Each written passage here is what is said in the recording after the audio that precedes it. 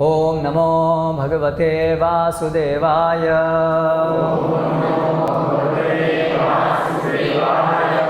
ओम नमो भगवते वासुदेवाय।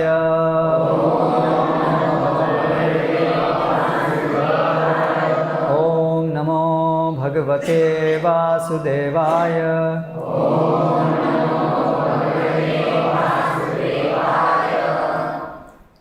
वंदे गुरूनीश भक्तांशीशमीशावतारकान् तत्प्रकाशं सतच्छक्ति कृष्ण चैतन्य संगिकं वंदे श्री कृष्ण चैतन्य नित्यानंद सहोदितौ गौड़ोदये पुष्पवन्तौ चित्रौ छंदौ तमोनुदन्।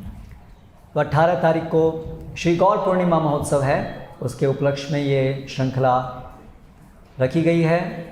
तो प्रतिदिन सायंकाल हम लोग श्री चैतन्य महाप्रभु के विषय में श्रवण कीर्तन करेंगे। आज प्रथम दिन हमारा विषय है कि श्री चैतन्य महाप्रभु कौन हैं, उनको भली भांति समझने का प्रयास हम करेंगे। चैतन्य महाप्रभु की लीलाओं को समझने से पहले वो कौन है वो जानना जरूरी है। जैसे कि भगवान श्री कृष्ण की लीलाओं को सुनने से पहले श्री कृष्ण कौन है ये जानना जरूरी है। अन्यथा श्री कृष्ण या श्री चैतन्य महाप्रभु को हम अपने ही जैसा एक सामान्य व्यक्ति समझेंगे और उनकी लीलाओं का वास्तविक तात्पर्य नहीं समझ पाएंगे, बल्कि न केवल नहीं समझ पाएंगे बल्कि गलत समझेंगे और उसकी वजह से अपराध करेंगे और जो एक महान फल हमको प्राप्त हो सकता है, ये सब अवतारों को श्रवण करने से, उनको समझने से हमें प्राप्त नहीं होगा। तो भगवान इस भौतिक जगत में आते हैं। भगवद गीता में प्रसिद्ध श्लोक है, परित्राणाय साधूनाम विनाशाय च दुष्कृताम धर्म संस्थापनार्थाय संभवामि युगे युगे। भगवान आते हैं, उनको आने की आवश्यकता नहीं है और हमने ऐसा कोई कार्य नहीं किया है जिसकी वजह से वो आकर्षित होकर हमारे लिए आएँ, बल्कि हमने ऐसा सब काम किया है कि वो हमें हमेशा के लिए धुतकार दें, क्योंकि हम भगवान को विस्मृति करके इस भौतिक जगत में हम आए हैं।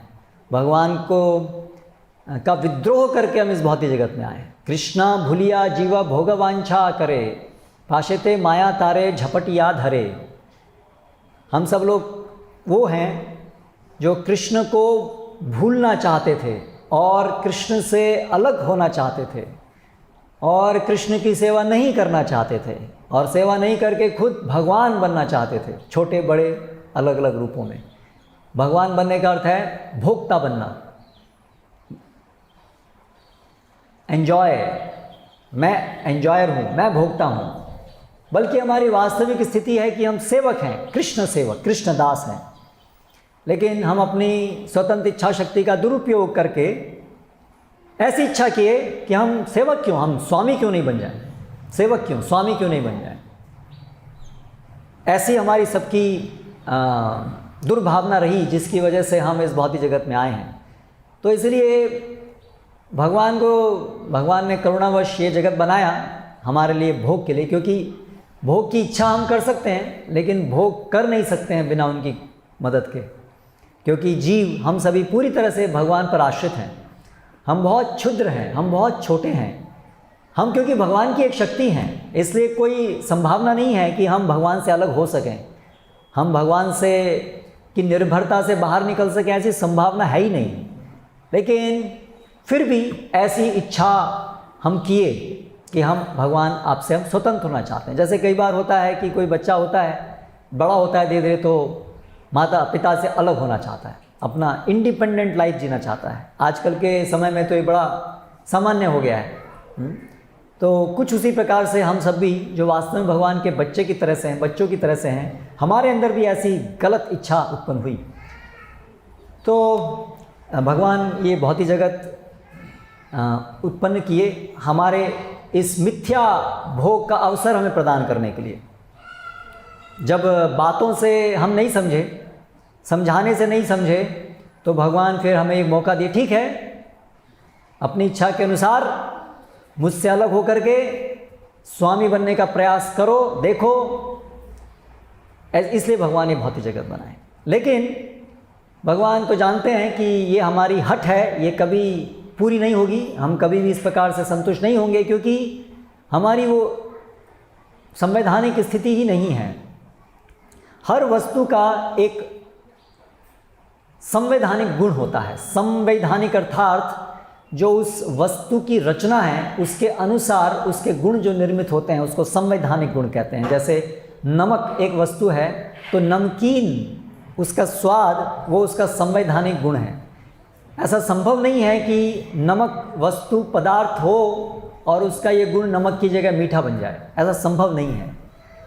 चीनी उसका संवैधानिक गुण है मीठा होना, तो ऐसे ही जीव हम सभी का संवैधानिक गुण है कि हम भगवान के दास हैं, वो बदला नहीं जा सकता, वो संवैधानिक है। भगवान भगवान है, जीव जीव है, वो वस्तु है। वस्तु अर्थात सामान्य रूप से वस्तु हम बोलते हैं निर्जीव, लेकिन शास्त्रों की भाषा में कोई भी तत्व या उसको वस्तु कहते हैं, निर्जीव सजीव दोनों। तो इस प्रकार से हम सभी भगवान के नित्य दास हैं, लेकिन उनको भूल करके इस भौतिक जगत में भोग करने के लिए आए हैं। और इस प्रकार से अलग अलग कर्म फल के अनुसार भगवान हमें अलग अलग योनि दे रहे हैं, हमें सब प्रकार के भोग करने के लिए अवसर दे रहे हैं। और भोग करने के लिए कुछ नियम भी बनाने पड़ते हैं। इस भौतिक जगत को बनाया तो कुछ नियम भी बनाने पड़ेंगे, है ना, ये स्वाभाविक है। हमें कार चलाने की इच्छा है तो कारें बनी, ऐसे तो कार चलाने की इच्छा से पहले कारें बनी, इच्छा बाद में आई, पर जो भी है। लेकिन फिर उसके बाद सड़क बनानी पड़ी और सड़क पे कार चलाने के नियम बनाने पड़े। आप जाएंगे, आपको अगर ड्राइविंग लाइसेंस लेना है तो बहुत सारे नियम बनाए हैं, आपको वो नियम आने चाहिए तभी आप कार ड्राइव कर सकते हैं। तो आप सोच सकते हैं अरे कार चलाने का मन है, ये रूल्स रेगुलेशन की क्या जरूरत है, बस कार चलाओ। ऐसे कार नहीं चला पाएंगे आप, सड़क पे जाते ही एक्सीडेंट कर बैठेंगे। तो इसीलिए हम अपनी इच्छा की पूर्ति कर सकें, कार चला सकें, इसके लिए सरकार जो है वो नियम बनाती है कि अगर आपको कार चलाना है तो ये नियम पालन करें। उसी प्रकार से जब इस भौतिक जगत को भगवान बनाते हैं तो इस भौतिक जगत को चलाने के लिए नियम बनाते हैं। तो उस नियम के अनुसार हम 84 लाख योनियों में घूम रहे हैं, कर्म करते हैं, उसका एक फल हमें मिलता है, इच्छा करते हैं। ये सब एक चक्र है, एक सब योजना है जिसके अंतर्गत हम घूम रहे हैं। लेकिन स्वाभाविक है कि जीव को कभी संतुष्टि नहीं मिलेगी भगवान से बिछड़ करके। जैसे कि एक बच्चा कभी भी अपनी माँ से बिछड़ के कभी संतुष्ट नहीं हो सकता। कुछ समय के लिए खेल खेल में माँ को भूल सकता है, पर हमेशा के लिए माँ को भूल नहीं सकता है। हमेशा के लिए माँ से बिछड़ के वो कभी सुखी नहीं रह सकता है। तो उसी प्रकार से हमारी भी स्थिति है कि अभी हम ऐसे ही हैं जैसे अपने माता पिता से भटक गए। कभी होता है बड़े बड़े मेले, आजकल तो शायद ऐसा कोई भटकते नहीं है क्योंकि सबके पास मोबाइल फ़ोन है, लोकेशन है, सब ट्रेस कर सकते हैं। थोड़ा इंसिडेंट्स कम हो गए होंगे, ऐसा उम्मीद है। लेकिन आजकल तो कम्युनिकेशन है, लेकिन कम्युनिकेशन होते हुए लोग छोड़ के चले जाते हैं माता पिता को, वो ज़्यादा होता है। भटकते नहीं है लेकिन जानबूझ के छोड़ के चले जाते हैं, वो ज़्यादा कॉमन हो गया है। और गुजरात में तो सब बाहर जाते हैं, माता पिता, बूढ़े माता पिता को यहाँ छोड़ करके। करेक्ट। एनीवे, पॉइंट ये है कि ऐसे ही हम सब लोग बिछड़े हुए हैं। तो लेकिन माता पिता हमेशा इंतज़ार करते हैं कि बच्चा कब वापस आ जाए। तो उसी प्रकार से भगवान तो हमेशा यही चाहते हैं कि हम कब हमारी शुद्ध वापस आ जाए और हम कब वापस अपने घर, अपने धाम, भगवत धाम वापस आ जाएं। भगवान उसकी प्रतीक्षा कर रहे हैं, और न केवल प्रतीक्षा कर रहे हैं बल्कि बहुत सारे प्रयास भगवान कर रहे हैं कि कैसे ये संभव होगा कि हम अपनी गलती को समझेंगे और वापस हम भगवत धाम पहुंच पाएंगे। तो इसीलिए भगवान अवतार लेते हैं, भगवान आते हैं इस भौतिक जगत में। तो अवतार अर्थात भगवान अपना एक विस्तार करते हैं। ये भगवान के अंदर संभव है, हम लोग के अंदर संभव नहीं है। योगी जन एक प्रकार का विस्तार कर सकते हैं योगिक शक्ति से, 9 अलग अलग रूपों में अपना विस्तार कर सकते हैं योगिक शक्ति से। ऐसा संभव है, योगी जन कर सकते हैं। एक ही समय में यहाँ पर भी हैं, उस कमरे में भी हैं, ऐसा संभव है। लेकिन अनगिनत रूपों में विस्तार नहीं कर सकते हैं, लेकिन भगवान अनगिनत रूपों में विस्तार कर सकते हैं। तो इस तरह से भगवान विस्तार करते हैं और भगवान अपने एक विस्तार के रूप में यहाँ पर आते हैं। लेकिन कभी कभी भगवान स्वयं आते हैं, एक रूप लेकर के नहीं, बल्कि स्वयं आते हैं, स्वयं श्री कृष्ण आते हैं। और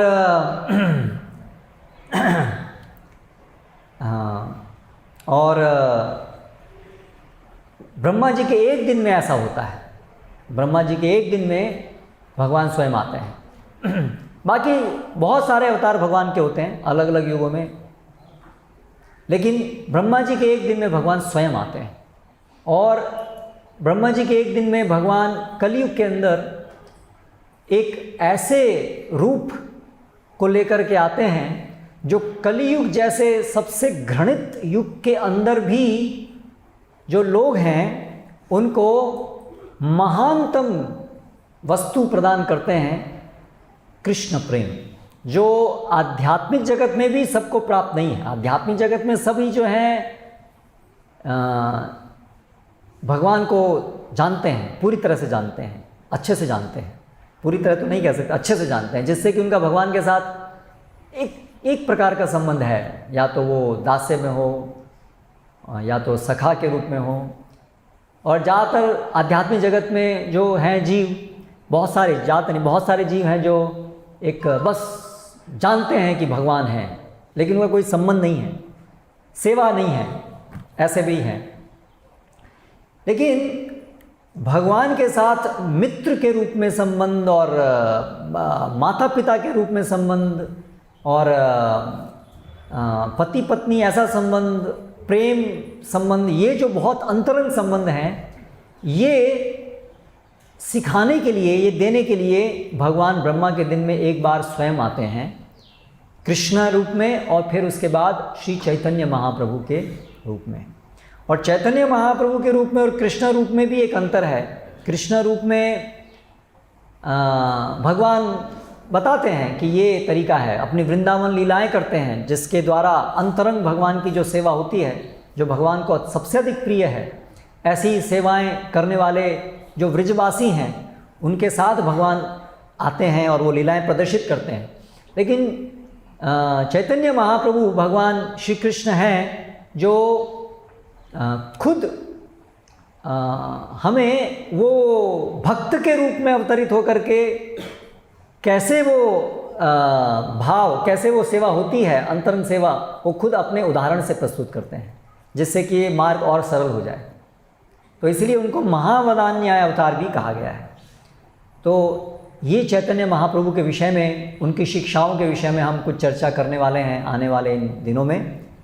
तो सबसे पहले तो अच्छे से ये समझना जरूरी है कि चैतन्य महाप्रभु स्वयं भगवान श्री कृष्ण हैं। क्योंकि आजकल बड़ा फैशन है कि बड़ी आसानी से लोग अवतार या भगवान अपने को या दूसरों को घोषित कर देते हैं।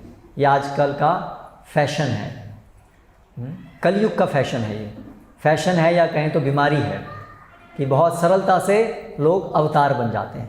क्योंकि कलयुग में मंद सुमंद मतयो मंद भाग्य ही उपद्रुतः, इसकी भविष्यवाणी की है शास्त्रों में कि ऐसा होगा कि लोग जो हैं इतने बुद्धिहीन हैं कि किस आधार पर उनको कौन अवतार होना है, उसके क्या गुण होने चाहिए, भगवान का मतलब क्या है, भगवान की परिभाषा क्या है, ये सब चीज़ें उनकी समझ में नहीं आती हैं आसानी से कलयुग के जीवों के लिए। इसलिए किसी को भी अवतार मान लेते हैं। तो आप देखिए कलयुग में शास्त्रों का ज्ञान किसको है, कौन शास्त्रों का ज्ञान को प्राप्त करने के लिए भी उत्सुक कितने लोग हैं। क्योंकि भगवान के विषय में अगर हमें जानना होगा कि अवतार कौन है, कौन नहीं है, भगवान कौन है, कौन नहीं है, ये सब जानकारी हमें कहाँ से प्राप्त होगी। ज़्यादातर लोग को जानकारी कहाँ से प्राप्त हो रही है आजकल, यूट्यूब से, इंटरनेट से। और उसमें ज़्यादा जानकारी तो ये प्राप्त हो रही है कोई भगवान नहीं है, इसलिए ज़्यादातर लोग तो नास्तिक बन रहे हैं। बड़ा कॉमन है, माता पिता दादाजी एक एक दो घंटे घर में पूजा करने वाले, माता पिता 10 मिनट करने वाले, और थर्ड जनरेशन बेकार की बात सब। करेक्ट। तो क्योंकि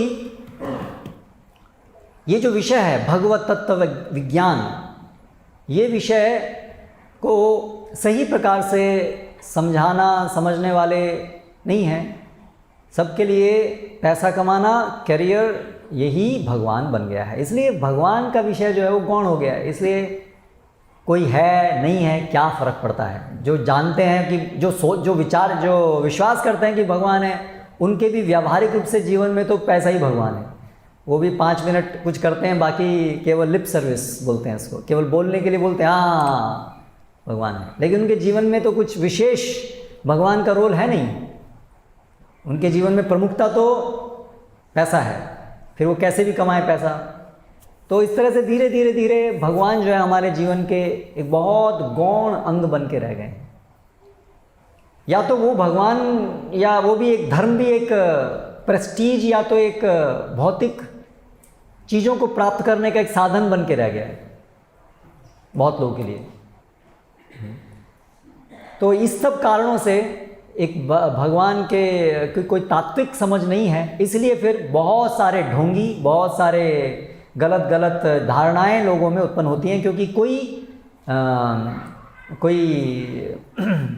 इच्छुक नहीं है। वास्तव में इच्छुक लोग बहुत कम है जानने के लिए कि वास्तव में भगवान कौन है ना? और मुख्य रूप से विज्ञान का ज़माना है। तो आधुनिक विज्ञान के ज़माने में तो सबको लगता है कि अभी विज्ञान ही सब कुछ है, और विज्ञान ने सब बता दिया है कि भगवान कोई नहीं है। उन्होंने माइक्रोस्कोप, टेलीस्कोप, सब प्रकार के स्कोपों से देख लिया, कहीं भगवान नहीं है, पूर्व निश्चित हो चुका है।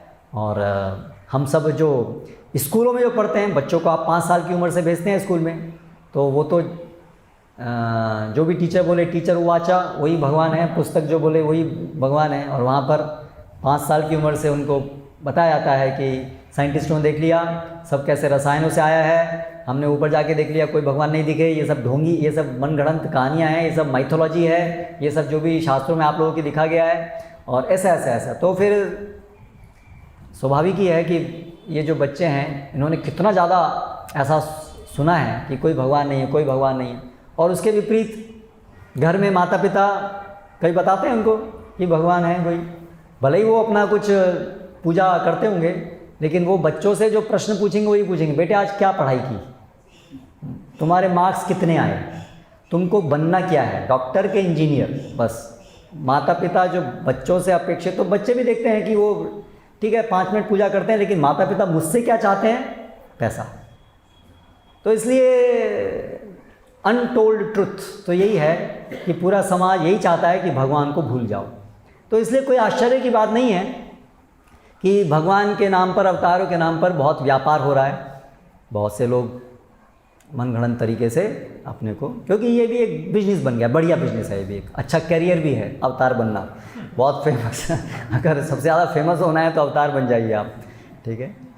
और ऐसा फेमस तो और होना बहुत मुश्किल है, और बहुत पैसा ही मिलता है आपको, बहुत आपकी रिस्पेक्ट भी होती है, बहुत लोग पैर छुएंगे, है ना। तो बहुत बढ़िया, ये तो बहुत लुक्रेटिव बिजनेस है, लुक्रेटिव जॉब है। तो कुछ जो लोग हैं वो इसलिए भी इसको अपना लेते हैं, और अनुयायी तो आपको मिल ही जाते हैं। आजकल यूट्यूब के ज़माने में आप कुछ भी प्रचार कीजिए, आपको कुछ फॉलोअर्स तो मिल ही जाएंगे, सब्सक्राइबर्स तो आपको मिल ही जाएंगे। जो भी आप बोलिए, कुछ भी बोलिए, करेक्ट। बस आपको ज़्यादा, थोड़ा स्मार्ट ज़्यादा होना चाहिए। अगर आप ज़्यादा स्मार्ट हैं, ज़्यादा अच्छे से आपको बोलना आता है, और ज़्यादा कॉन्फिडेंस से यदि आप बोल सकते हैं, क्योंकि कलयुग का लक्षण बताया गया है भागवतम में, कोई भी चीज़ आप कॉन्फिडेंस से बोलिए तो लोग उसको सही स्वीकार करेंगे, सत्य है, कॉन्फिडेंस है इसके अंदर, करेक्ट। ये कलयुग का लक्षण है। तो इसलिए आजकल इस प्रकार से अच्छा ये बिजनेस, अच्छा करियर हो गया है। तो इसलिए हमारे लिए बहुत ज़रूरी है आज के समय में भली भांति जानना, अगर हम वास्तव में भगवान को समझना चाहते हैं। क्यों समझना चाहिए भगवान को, पहले तो ये जानना चाहिए, क्योंकि चाहे साइंस हो, चाहे विदाउट साइंस, जो भी भौतिकतावाद है, जो सामान्य आज की धारा है, भौतिकतावाद अर्थात खाओ पियो मौज करो, सरल शब्दों में, तीन शब्दों में यदि कहना हो, खाओ पियो मौज करो, भौतिकतावाद। जीवन का लक्ष्य यदि ये हम मान लेते हैं भौतिकतावाद, तो वो अधूरा जीवन है, वो व्यर्थ का जीवन है, क्योंकि वो अनित्य है। सब भौतिकतावाद अंततः अनित्य है, क्योंकि ये शरीर अनित्य है, और भौतिकतावाद का आधार है शरीर। शरीर के सही तो हम भोग करते हैं इस जगत का, और ये शरीर अनित्य है, ये तो निश्चित है, इसमें किसी को डाउट नहीं है। एज श्योर एज डेथ, मृत्यु अवश्यम भावी है। इसको प्रूव करने के लिए कोई आवश्यकता नहीं है। सब देख रहे हैं, आजू बाजू मृत्यु होती है, हो रही है। कई लोगों को थोड़ा पता भी नहीं होता है कि मोबाइल को साइलेंट कैसे रखना है, तो आप लोग आसपास में कोई लोग बैठे हैं तो उनसे मदद ले सकते हैं, यदि आप को नहीं आता है। नहीं, कोई शर्म की बात नहीं आना कि हर दिन तो मॉडल बदलते रहते हैं, पता नहीं कब कैसे आज कैसे एक तरीके से मोबाइल स्विच ऑफ होता है, कल को दूसरे तरह से होता है। करेक्ट, तो आप मदद ले सकते हैं, लेकिन कृपया ध्यान दीजिए कि मोबाइल नहीं बजे। तो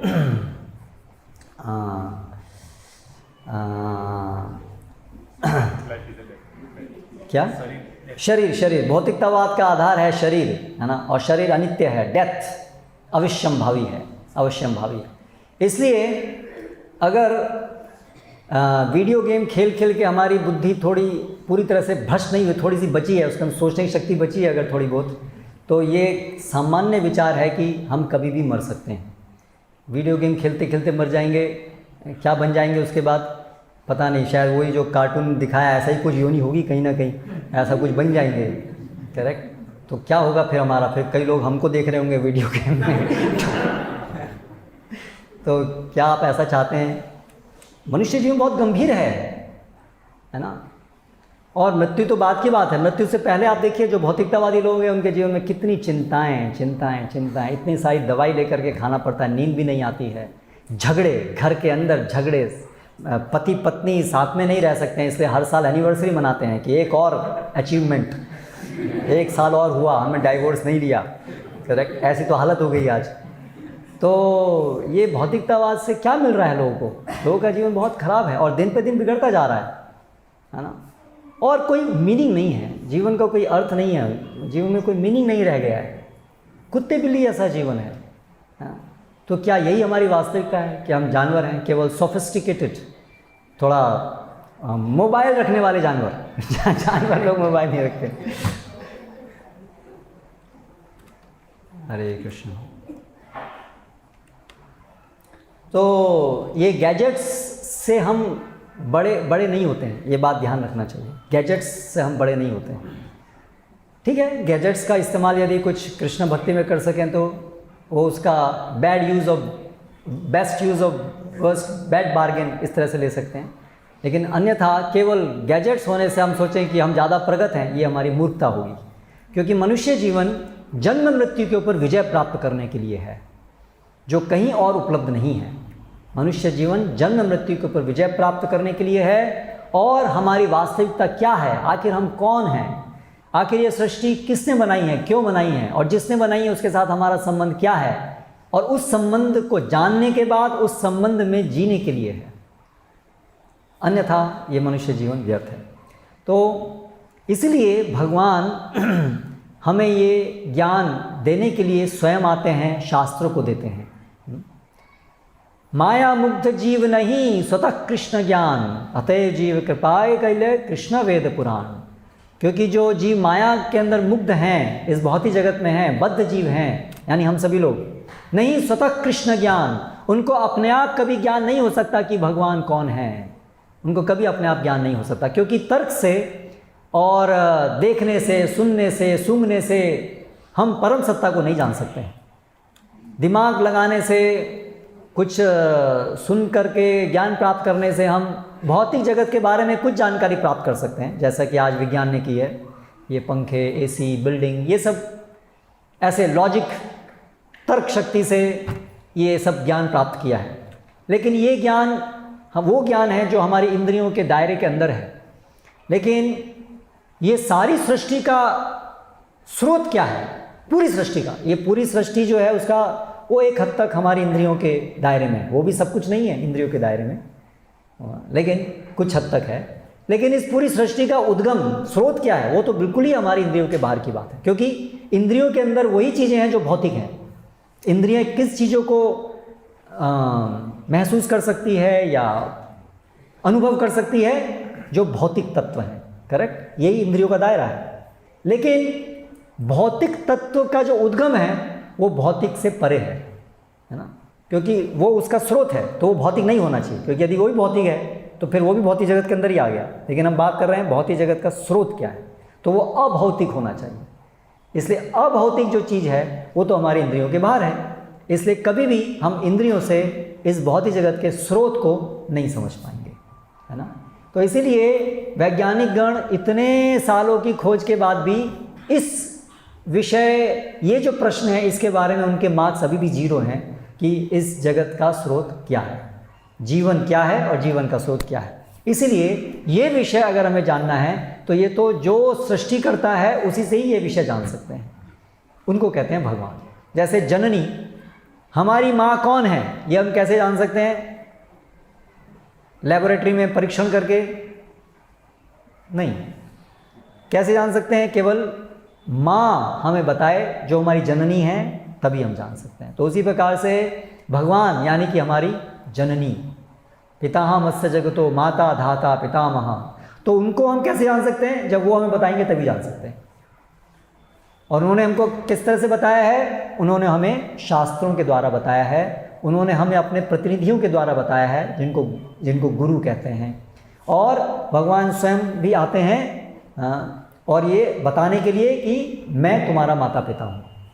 इसलिए भगवान भगवद गीता में कितने स्पष्ट तरीके से बताते हैं, अहम सर्वस्य प्रभव मत्तः सर्वम प्रवर्तते। अहम सर्वस्य प्रभव, मैं सभी का आदि उद्गम हूँ। बहुत स्पष्ट शब्दों में भगवान श्री कृष्ण भगवद गीता के अंदर बता रहे हैं। भगवद गीता पूरे वैदिक शास्त्रों का निचोड़ है। अव्यक्त अक्षर इत्युक्तः तमाहु परमां गतिम यद् गत्वा न निवर्तन्ते तद्धाम परमं मम। अव्यक्त अक्षर इति युक्तः, जो अव्यक्त अक्षर जिसको बताया गया है आदि उद्गम, तद्धाम परमं मम, वो मेरा धाम है, वो श्री कृष्ण का धाम है। तो इतना स्पष्ट है। लेकिन क्योंकि हम शास्त्रों को पढ़ना नहीं चाहते हैं, पढ़ते नहीं हैं, या उसके अंदर अर्थ घटन करते हैं, उसमें अपने अपने अर्थ निकालते हैं, इसलिए हम जो बिल्कुल स्पष्ट चीज़ है उसको भी नहीं देख पाते हैं। और भगवान श्री कृष्ण जब स्वयं आते हैं तो त्वं शील रूप चरितई परम प्रकृष्टई, भगवान के अपने चरित्र से, उनके गुणों से बड़ा स्पष्ट भगवान श्री कृष्ण या राम स्पष्टता दिखाते हैं कि वो भगवान है। ऐसे कार्य करते हैं जो मनुष्य के लिए संभव नहीं है। उनका रूप, उनका सौंदर्य, उनका ऐश्वर्य, जो भगवान षड ऐश्वर्यों से पूर्ण है भगवान, तो ऐसा कोई मनुष्य का ऐश्वर्य हो ही नहीं सकता है। एक ही समय पे सारा का सारा ज्ञान, वैराग्य, सौंदर्य, यश इत्यादि सारे गुणों को एक साथ संपूर्ण मात्रा में होना वो केवल भगवान के लिए संभव है। और जैसे भगवान श्री कृष्ण स्वयं ये सब गुणों को प्रदर्शित करते हैं। ऐश्वर्य आप देखिए, ऐसा कोई इतिहास में व्यक्ति नहीं है जो उनका समकक्ष हो श्री कृष्ण के ऐश्वर्य के समान। 16,000 रानियाँ हैं, 16,000 द्वारका में आप देखिए उनके महल। आज तक भी वो द्वारका नगरी के कुछ अवशेष मिलते हैं तो हम देख सकते हैं कि वो नगरी किस प्रकार की रही होगी। और उनका दिया हुआ ज्ञान, ये भगवद गीता, ऐसा पूरी संसार के अंदर अब कोई ऐसा जोड़ नहीं है उस ज्ञान का। यूनिवर्सिटीज़ के अंदर बहुत सारी किताबें हैं, लेकिन ये जो शास्त्रों में जो भगवान ने ज्ञान दिया है अद्वितीय है। उसके अंदर साइकोलॉजी है, उसके अंदर एम्ब्रियोलॉजी है, उसके अंदर कॉस्मोलॉजी है, जो वैज्ञानिक गण इतना परिश्रम करके उसका थोड़ा सा भाग जान पाए हैं। और बहुत सारी चीज़ें तो वो शास्त्रों से लेकर के अलग अलग चीज़ें बना रहे हैं, पूरा अरिथमेटिक सारा वो बहुत सारी चीज़ें। और उसके उपरांत ये कर्म फल का चक्र जो, हरे कृष्ण, इसका कोई उपाय नहीं है। क्या लगाएंगे? जैमर, कोई उपाय नहीं है। दिस इज इटर्नल प्रॉब्लम अभी। हरे कृष्णा। सहनशील बनने की शिक्षा। तो क्या कह रहा था मैं?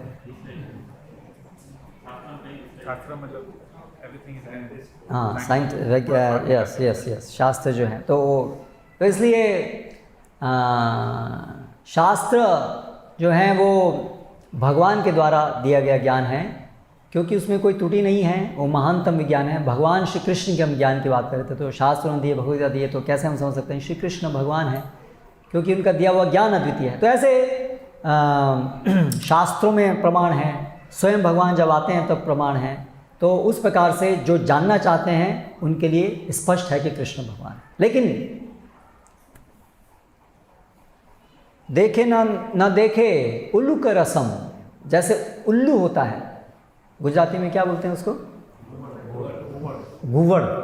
गुवड़, ओके। गुवड़ जैसे होता है, तो गुवड़ का क्या क्या विशेषता होती है कि वो सूर्य को कभी नहीं देखता है, उसको कभी सूर्य नहीं दिखता है। तो सबको सूर्य दिखता है, लेकिन केवल गुवड़ को सूरज नहीं दिखता है। तो क्यों नहीं दिखता है? क्योंकि जब सूरज निकलता है तो अपनी आंखें बंद कर लेता है। तो उसी प्रकार से जब भगवान यहाँ अवतरित होते हैं तो जो गुवड़ जैसे अभागे लोग होते हैं वो अपनी आंखें बंद कर लेते हैं। इसलिए उनको जो चीज़ स्पष्ट है वो भी उनको नहीं दिखती है। तो इसलिए ये कथन है कि शास्त्र भगवान का स्वयं, आचार्यगण, महान महान आध्यात्मिक दृष्टि से उन्नत लोगों ने ये एक मत में घोषणा की है। जैसे अर्जुन कहते हैं कि असित देवल व्यास स्वयं एवं ब्रवीषि में, असित देव व्यास, नारद मुनि, सभी महान महान ऋषि, जिनके जीवन में हम देख सकते हैं कि वो आध्यात्मिक रूप से उनको इस भौतिक जगत में कोई आसक्ति नहीं थी, वो भगवत प्रेम में के सारे लक्षण उनके अंदर उपस्थित थे। वो सब लोग भी उद्घोषित करते हैं कि कृष्ण भगवान है ना। लेकिन जो लोग नहीं देखना चाहते हैं, जो गंभीर नहीं है, जिनके अंदर कुछ और, जो कृष्ण से ईर्ष्या करते हैं, वो कभी स्वीकार नहीं करेंगे कि कृष्ण भगवान है। तो पहले तो ये तथ्य समझना होगा कि कृष्ण भगवान है और भगवान सभी के अवतारी हैं, सारे अवतारों के अवतारी हैं। तो श्रीमद् भागवतम, गुजरात के अंदर सभी लोग तो जानते हैं श्रीमद् भागवतम, कथा बड़ी प्रसिद्ध है ना, भागवतम कथा। लेकिन श्रीमद् भागवतम केवल 7 दिन वो हम सुनते हैं, और वो भी 7 दिन में कुछ भाग सुनते हैं, और वो भी केवल रासलीला सुनते हैं। लेकिन जो पहले के सारे 9 स्कंद हैं जिसमें भगवत तत्व विज्ञान बताया है, उसके बाद ये रासलीला दशम स्कंद में आते। तो रासलीला समझने से पहले हमें ये भगवत तत्व विज्ञान समझना होगा, जो स्किप करते हैं हम लोग, जो भागवत कथा में वो सीधा जंप लगाते हैं सिर्फ दशम स्कंद के अंदर। तो इसलिए बहुत से लोग इतनी बार भागवत कथा सुने हैं, लेकिन फिर भी बहुत सारे देवी देवताओं की पूजा करते हैं, या ऐसे अवतारों को भगवान मानते हैं जो वास्तव में अवतार नहीं हैं, है ना। और उनके जीवन में वो कृष्ण का संदेश क्या है वो नहीं पता है। बस मैक्सिमम जानते हैं कि भगवान है हमारे को सुख प्रदान करने के लिए। भगवान बहुत दयालु है, क्योंकि हम भागवत सप्ताह में जाते हैं, हम भगवान की पूजा करते हैं, मानते हैं, इसलिए भगवान हम पर कृपा करते हैं, और भगवान हमारे को बहुत ही में बहुत सुख प्रदान करते हैं। हमारा बच्चा वो अमेरिका में है, वो वहाँ लंदन में है, ये भगवान की कृपा है। ज़्यादातर लोगों के लिए पराकाष्ठा है। भगवान की कृपा का सबूत क्या है? कि सब कुछ वेल सेटल्ड है ना। लेकिन ये दुर्भाग्य है, वो जानते नहीं कि वास्तव में भगवान की कृपा क्या है। भगवान की कृपा यस्याम अनुग्रामी हरिष्य तद्धनम शनैः शनैः। भगवान की कृपा है कि ये जो भी हमारा सुखमय संसार है उससे हमारी आसक्ति खत्म हो जाए और हम भगवान में आसक्त हों, है ना। ये भगवान की वास्तविक कृपा है, ठीक है। तो ये सिखाने भगवान आते हैं। तो ये सिखाने भगवान श्री कृष्ण आते हैं। और इस कलयुग में भगवान जो हैं वो चैतन्य महाप्रभु के रूप में आते हैं। जिस कलयुग में हम रह रहे हैं, सब कलयुग में नहीं आते हैं। ब्रह्मा जी के एक दिन में हजारों लाखों कलयुग होते हैं, उसमें से एक कलयुग में भगवान श्री कृष्ण चैतन्य महाप्रभु के रूप में आते हैं। तो इसके प्रमाण क्या हैं? क्योंकि हमने कहा हर चीज़ शास्त्रों के आधार पर स्वीकार करनी चाहिए। तो शास्त्रों के आधार पर हम समझने की कोशिश करेंगे कि चैतन्य महाप्रभु स्वयं श्री कृष्ण हैं। ये कोई इस्कॉन वालों का मत नहीं है कि हाँ सबने मिल कर के बस चैतन्य महाप्रभु को भगवान मान लिया, जैसे कि अन्य लोग कुछ मिल कर के भगवान मान लेते हैं। ऐसे नहीं है, ये शास्त्र प्रमाण पर है। तो श्रीमद् भागवतम वो पुराणम अमलम, वो अमल पुराण है। वो वेद व्यास जी के द्वारा अपनी परिपक्व अवस्था में लिखा गया है। वेदांत सूत्र लिखने के बाद उन्होंने श्रीमद् भागवतम लिखा है। और जीव गोस्वामी एक महान स्कॉलर और महान आचार्य ने ये स्थापित किया कि वर्तमान समय में जबकि शास्त्र जो श्रुति हैं उसका केवल 6% ही बाकी रह गया है, बाकी सब नालंदा तक्षशिला में जला करके राख कर दिया गया है और धीरे धीरे समय के अंतराल में लुप्त हो गया है, केवल 6% बाकी है। तो उसके अंतर्गत और विशेष रूप से जो कलयुग के जीव हैं जिनके लिए श्रुति जो वेद हैं उनको समझना लगभग असंभव है, उसके लिए संस्कृत का पूरा ज्ञान होना चाहिए पहले तो। हाँ, ये सब ये कम से कम मिनिमम आवश्यकता है। और संस्कृत के सीखने के लिए 12 साल चाहिए। आजकल लोगों के पास हर दिन एक मतलब जीवन में 12 दिन भी नहीं है, 12 साल तो केवल संस्कृत सीखने की। और संस्कृत सीखने से शास्त्र नहीं समझ में आते, वो तो केवल उसका एक छोटा सा भाग है ना। उसके अलावा और बहुत कुछ चाहिए। जीवन के अंदर बहुत सत्वगुण चाहिए, बहुत स्वच्छता के नियम चाहिए, तपस्वी जीवन चाहिए, ऐसे बहुत सारे गुण चाहिए वेदों को समझने के लिए, है ना। और अंततः गुरु की शरण तो चाहिए, वो तो आज भी चाहिए, हमेशा चाहिए वो तो। लेकिन इसके अलावा बाकी ये सब चीज़ भी चाहिए। तो आजकल के इसलिए वेद व्यास जी ने स्त्रीय शुद्ध द्विज बंधु नाम, इनको द्विज, ये जो द्विज बंधु इत्यादि हैं यानी कि वेदों को समझने के लायक नहीं है, उनके लिए उन्होंने ये महाभारत की रचना की, जिसमें पुराणों इत्यादि की रचना की, महाभारत की विशेष रूप से रचना की। और उसके उपरांत अंत में ये पुराण में अमल पुराण श्रीमद् भागवतम की रचना की, जिसमें सभी वेदों का जो वेदांत, वेदों का जो अंत है वो चीज़ को उन्होंने विस्तार से समझाया। इसलिए परम अमल, ये जो प्रमाण शिरोमणि ये है वेदांत श्रीमद् भागवतम। तो श्रीमद् भागवतम के अंतर्गत 11वें स्कंद में एक वार्तालाप के अंदर चर्चा चल रही है कि अलग अलग युगों में भगवान किस किस रूप में अवतार लेते हैं। तो वहाँ पर सतयुग में भगवान किस रूप में आते हैं, त्रेता युग में किस रूप में आते हैं, द्वापर में किस रूप में आते हैं, कलयुग में किस रूप में आते हैं, वो वर्णन हो रहा है। तो उस वर्णन को हम देखते हैं। तो जब भगवान श्री कृष्ण आए तो गर्ग महाशय, गर्ग मुनि ने उनकी जन्मपत्री बनाई और उसमें उन्होंने नंद बाबा को बताया कि आसन वर्ण त्रयो ही यस्य गणतो अनुयुगम तनु, वसुदेव को शुक्लो रक्त तथा पीत इदानीं कृष्ण तद्गतः, कि ये जो आपका पुत्र है, मतलब नंद बाबा को बताया क्योंकि वसुदेव तो वहाँ थे जेल के अंदर। तो ये जो आपका जो पुत्र है ये पहले 3 प्रकार के शरीर की कांति में आया है और अभी ये श्याम वर्ण लेकर के आया है। तो पहले शुक्ल यानी कि सफ़ेद, रक्त यानी रक्त का रंग, और पीत यानी पीला, ये शरीर की कांति लेकर के आया है। इदानीं और अभी कृष्णतः गता, अभी ये श्याम वर्ण का रूप लेकर के आया है। तो आगे बताते हैं, कृते शुक्लश्चतुर्बाहुर जटिलो वल्कलाम्बरः कृष्णाजिनोपवीताक्षान् बिभ्रद दंड कमंडलू। कृते मतलब सतयुग में। तो सतयुग में शुक्ल चतुर्बाहु, शुक्ल वर्ण में चतुर्भुज रूप में भगवान आते हैं। जटिल, उनके केश जटिल होते हैं और एक श्याम वर्ण का एंटीलोप, यानी क्या बोलेंगे उसको, उसकी छाल, मृग एक तरीके से उसकी छाल धारण करते हैं और दंड कमंडलू हाथ में लेकर के आते हैं। और क्या क्या उनके रूप होंगे अलग अलग सतयुग में? हंस, सुपर्णो, वैकुंठो, धर्मो, योगेश्वरो, अमलः, ईश्वरः, पुरुषो, अव्यक्तः, परमात्मेति गीयते।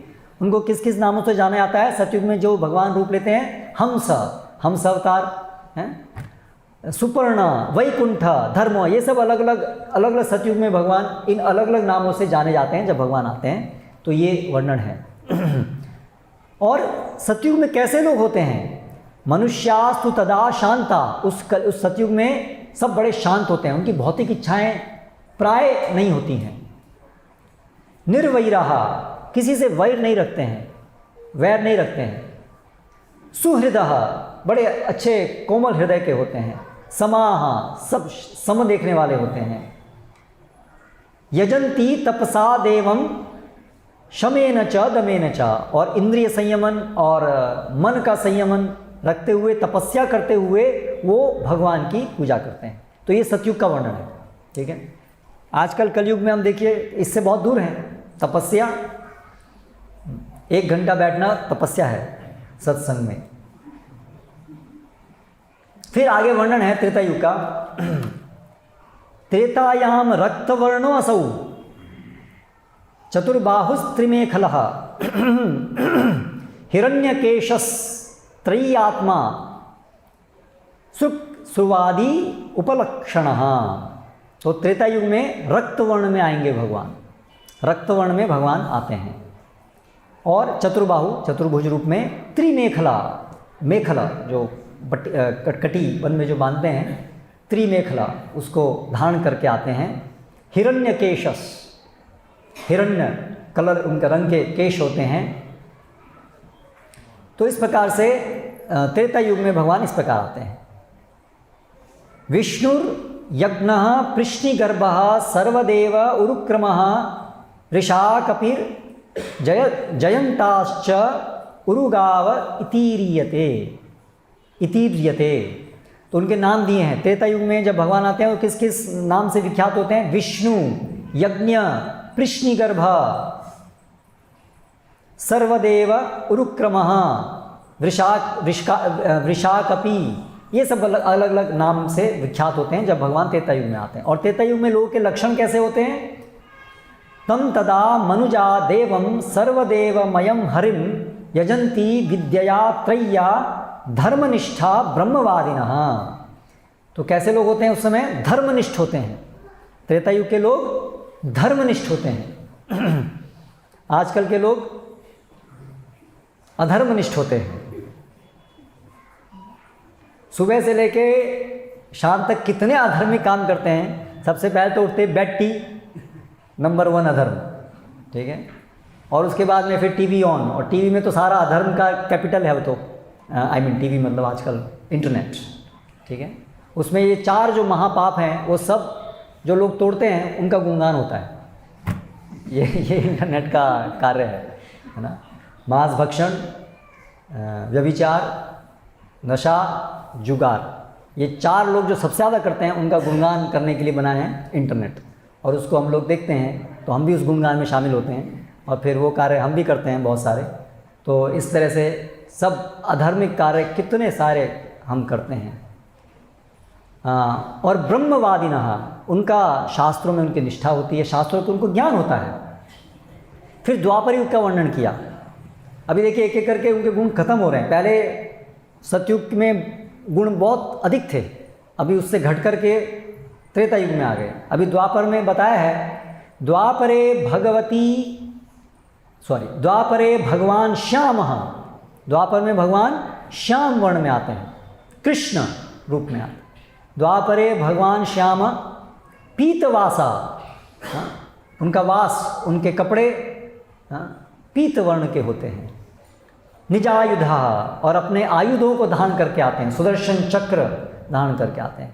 श्रीवत्सादि भी अंकैश्च, उनके श्रीवत्स इत्यादि उनके वक्षस्थल पर ये ऐसे चिन्हों को धारण करके आते हैं। लक्षणैः उपलक्षितः, ऐसे लक्षणों से सुशोभित जो होते हैं वो हैं द्वापर के अंदर जो जिस रूप में भगवान आते हैं। इति द्वापर उरुईश स्तुवन्ति जगदीश्वरम नाना तंत्र विधानेन कलावपि तथा शुनु। तो द्वापर में इस प्रकार के भगवान का श्याम जो वर्ण है उनकी आराधना होती है। अभी सुनो कि कलयुग में किन की उपासना होती है, भगवान किस रूप में आते हैं कलयुग के अंदर, उनको सुनो। कलावपी, कलयुग में भी आते हैं। कलयुग में कैसे आते हैं, बड़ा आश्चर्य की बात है, इतना घृणित युग है, इसमें भी भगवान आते हैं। इसमें कौन पूजा करेगा उनकी, बड़ा मुश्किल है, सब अधर्मी है ना। कलो दोष निधे राजन अस्ति ही एको महान गुणा। कली को क्या कहा गया है, दोषों का सागर कहा गया है। एक दो दोष नहीं है, सागर ही सागर है, पूरा अनलिमिटेड दोष है। ऐसे इसका ये गुणगान है कलयुग का। इसलिए इंटरनेट पे जो गुणगान है वो गलत नहीं है, करेक्ट, सही गुणगान ही हो रहा है। दोष निधि राजन, दोषों की निधि है वो, सब गुणगान हो रहा है, ये है कलयुग। हाँ, तो कलयुग में भी भगवान आते हैं। बड़े आश्चर्य की बात है कि भगवान कलयुग में भी आते हैं। तम तदा पुरुषम मर्त्य महाराजोपलक्षणम यजंती वेद तंत्राभ्याम परम जिज्ञासवो निपा। ओ सॉरी, ये जो है, ये जो श्लोक है ये द्वापर के लोगों के का वर्णन है, जिसमें जिज्ञासा होती है लोगों में। केवल द्वापर युग में क्या लक्षण रहता है कि उनको जिज्ञासा बहुत है जानने की, भगवान कौन है, भगवान कौन है। कलयुग में तो वो भी नहीं है, जिज्ञासा भी नहीं है। पैसा कैसे मिलेगा, कहाँ से मिलेगा, इंद्रिय भोग कहाँ से मिलेगा, अनलिमिटेड जिज्ञासा है इसकी। रात रात तक जागेंगे, कुछ भी करेंगे उसके लिए, है ना। लेकिन भगवान के विषय में जहाँ बात हुई, खर्राटे आने शुरू हो जाएंगे, ठीक है। सत्संग में नींद, और बाकी में पूरा नाचेंगे गाएंगे, पूरा उल्लास। कलयुग का लक्षण है। फिर बताया कलयुग में भगवान किस अवतार में आते हैं, भगवान क्या रूप में आते हैं। कृष्ण वर्णम तुषा कृष्णम संगोपांगास्त्र पार्षदम यज्ञ संकीर्तन प्राय यजंती ही सुमेधशः। तो देखिए बड़ा महत्वपूर्ण श्लोक है, जिसमें भागवतम के अंदर ये निश्चित हुआ है कि कलयुग में भगवान किस रूप में आते हैं। कृष्ण वर्णम, वो ऐसा रूप लेके आते हैं जो हमेशा कृष्ण कृष्ण कृष्ण कृष्ण ही उसके मुंह से निकलता है। कृष्ण वर्णयति, जो कृष्ण का गुणगान करते हैं, कृष्ण का वर्णन करते हैं, ऐसा रूप है जो कलयुग में आता है भगवान का वो रूप।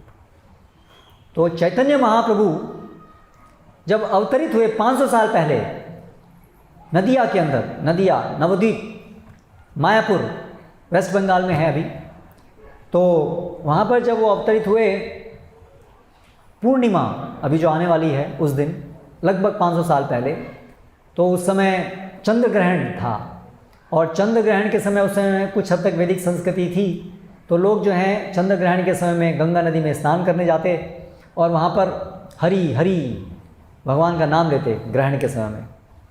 आजकल तो ग्रहण कब पड़ता है पता ही चलता है, करेक्ट, सब बल्ब से ग्रहण कैसे पता चलेगा। ग्रहण हटा दिया है अभी, एक दिन पूरा परमानेंट ग्रहण आ जाएगा जब ये सब लाइट चली जाएगी, क्रूड ऑयल खत्म बंद हो जाएगा। या अभी जैसे है ना, अभी ग्रहण पड़ गया ना यूक्रेन में, कनेक्शन कट ऑफ है पूरा, करेक्ट। एनीवे, तो इस प्रकार से जब वो अवतरित हुए तो सब लोग, बहुत लोग सब कृष्ण कृष्ण बोल रहे थे, है ना। तो ऐसे समय में भगवान चैतन्य महाप्रभु अवतरित होते हैं, है ना। और छोटे से थे तो आसपास के पड़ोसी सब महिलाएं देखने के लिए आती हैं, बहुत सुंदर बाल, बहुत सुंदर थे, तो इससे सब स्त्रियां आती थीं। और जब वो आती थी तो वो रोना शुरू कर देते थे। तो कैसे चुप कराएं, अलग अलग युक्तियाँ स्त्रियाँ लगाती थीं, है ना, कैसे चुप कर, लेकिन चुप नहीं होते थे। फिर एक बार उन्होंने देखा कि अगर हरि हरि कृष्णा बोलते हैं तो चुप हो जाता है। ऐसे बाबर उन्होंने देखा ऐसा ही होता है, तो उनको एक युक्ति मिल गई कि ये कैसे चुप होगा। तो जैसे ही रोए तो वो कृष्णा कृष्णा बोलने लगे तो वो चुप हो जाए, और जैसे बंद करें फिर से रोना शुरू।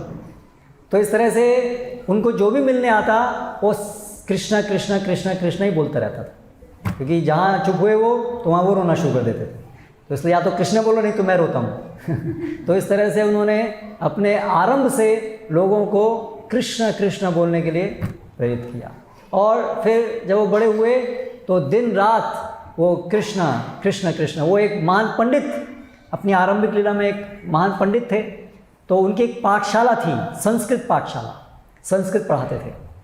तो संस्कृत पाठशाला में पाणिनि प्रसिद्ध ऋषि हैं संस्कृत के, जिन्होंने संस्कृत के सूत्र बनाए हैं। तो वो संस्कृत पढ़ाते थे, तो हर चीज़ जो है कृष्ण के संबंध में ही समझाते थे अपने विद्यार्थियों को। सारे सूत्र जो है, सब चीज़ जो है वो कृष्ण, हर चीज़ जो है कृष्ण के संबंध में समझाते थे। संस्कृत का उद्देश्य कृष्ण है। तो इस तरह से इवन पढ़ाने के समय में भी अपना वो कृष्ण नाम ही लेते थे। तो इसलिए कृष्ण वर्णम, चैतन्य महाप्रभु ऐसे व्यक्ति हैं जिनके ऊपर ये पूरा सटीक सिद्ध होता है कि वो हमेशा कृष्ण नाम ही लेते थे और दिलवाते थे लोगों से। और तुषा कृष्णम, और जो उनके शरीर की कांति थी वो हेमांग वर्ण की थी, मोल्टन गोल्ड, जैसे पिघला हुआ सोना, पिघले हुए सोने की तरह से उनका स्वर्णिम रंग था। तो इसलिए यहाँ बताया गया तुषा कृष्णम, वो रंग उनका कृष्ण नहीं था। तो आपने अगर ध्यान दिया हो तो वहाँ पर गर्ग मुनि ने क्या कहा था कि अभी ये कृष्ण वर्ण में आया है और अन्य युगों में किस किस वर्ण में आएगा? शुक्ल, रक्त और पीत, है ना। तो सतयुग में कौन से रंग में भगवान आते हैं? शुक्ल में। और त्रेता युग में रक्त वर्ण में, और द्वापर युग में श्याम वर्ण में। तो अभी कलयुग में कौन सा वर्ण रह गया? पीत वर्ण। इसलिए जो ये कलयुग में जो भगवान का जो रूप है वो पीत वर्ण है। तो चैतन्य महाप्रभु का ऐसा ही शरीर की कांति थी, हेमांग। फिर संगोपांगास्त्र पार्षदम, उनके अस्त्र क्या होंगे? हमेशा अपने पार्षदों के साथ में वो रहेंगे।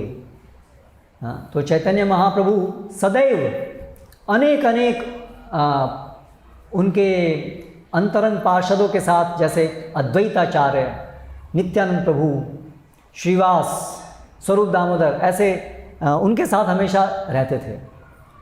और सैकड़ों उनके भक्त उनके साथ हमेशा कीर्तन करते थे।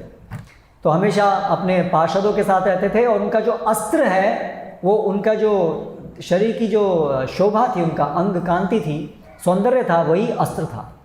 वो उनको देख कर के ही लोग जो हैं वो शुद्ध कृष्ण प्रेम में नाचने लगते थे। बाहुतुली, चैतन्य महाप्रभु जहाँ दोनों हस्तों को उठा करके जहाँ दृष्टिपात करते थे वो लोग कृष्ण प्रेम में विवल होके नाचने लगते थे। ऐसा प्रभाव था चैतन्य महाप्रभु का। आदमी नहीं, जानवर भी नाचने लगते थे। झारखंड में जब वो गए तो जानवर भी नाचने लगे। और ये शेर और बकरी आपस में गले मिलकर के नाचने लगे। ये सत्य रिकॉर्डेड घटनाएं हैं, केवल 500 साल पहले ही घटनाएं हैं सब। तो ऐसा प्रभाव था चैतन्य महाप्रभु का। और यज्ञ संकीर्तन प्राय यजंती ही सुमेधिशा, इस कलयुग में लोग ऐसे रूप की पूजा करेंगे, यानी कि भगवान इस रूप में आएंगे जो संकीर्तन यज्ञ का प्रवर्तक होगा। श्री कृष्ण चैतन्य वो संकीर्तन प्रवर्तक हैं, जो युग धर्म है कलयुग का, है ना। तो चैतन्य महाप्रभु ने हरि संकीर्तन यज्ञ आरंभ किया। संकीर्तन अर्थात बहुत लोग मिलकर के जब भगवान कृष्ण का, हरि का नाम लेते हैं तो उसको संकीर्तन कहते हैं, है ना। और बहुत लोग मिलके लेते हैं और शुद्ध कृष्ण प्रेम प्राप्त करने के लिए आप उस उद्देश्य से या उस प्रेम में लेते हैं, उसको संकीर्तन कहते हैं। सम्यक रूपेण कीर्तन, उसको संकीर्तन कहते हैं। तो 500 वर्ष पूर्व चैतन्य महाप्रभु, उनसे पहले लोग कृष्ण नाम लेते थे, लेकिन विष्णु नाम, कृष्ण नाम लेते थे, लेकिन अपने अपने घर में अपने आप स्वयं के लिए नाम लेते थे।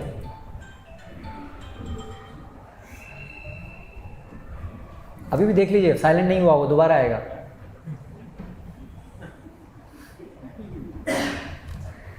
तो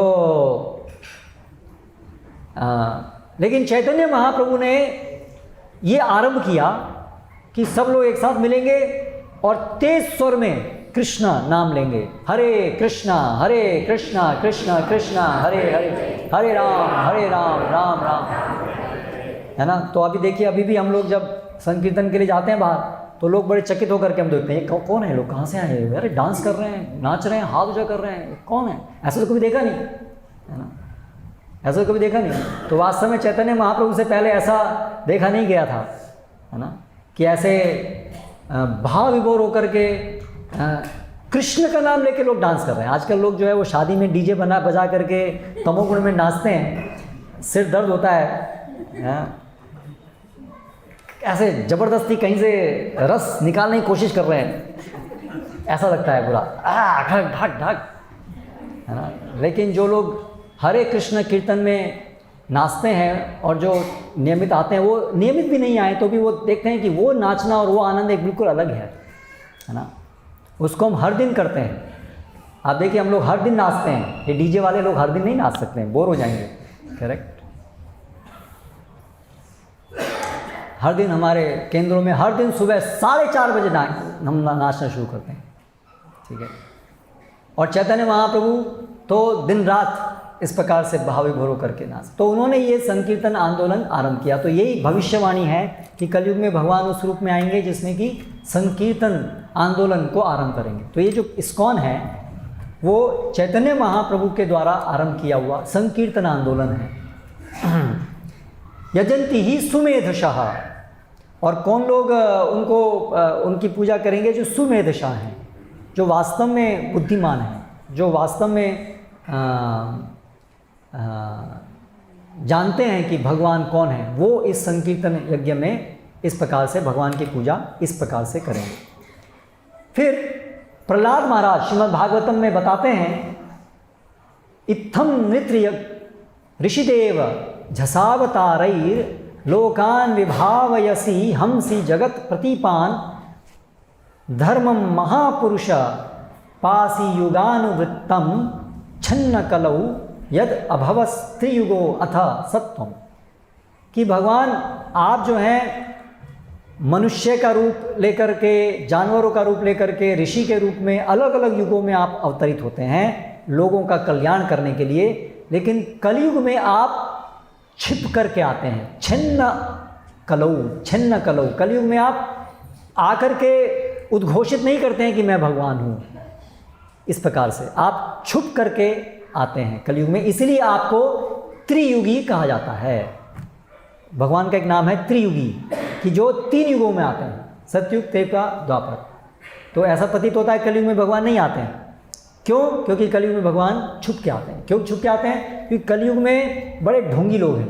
अगर भगवान स्पष्ट रूप से आएंगे, हाँ, तो सारे के सारे भगवान जैसा रूप धारण करके, हाँ मैं ही भगवान हूँ, मैं ही भगवान हूँ, मैं ही भगवान, बहुत सारे ऐसे बन जाएंगे। बिना भगवान के आए इतने सारे बन गए, है ना। भगवान के स्पष्ट रूप में बताए बिना इतने सारे बन गए, है ना।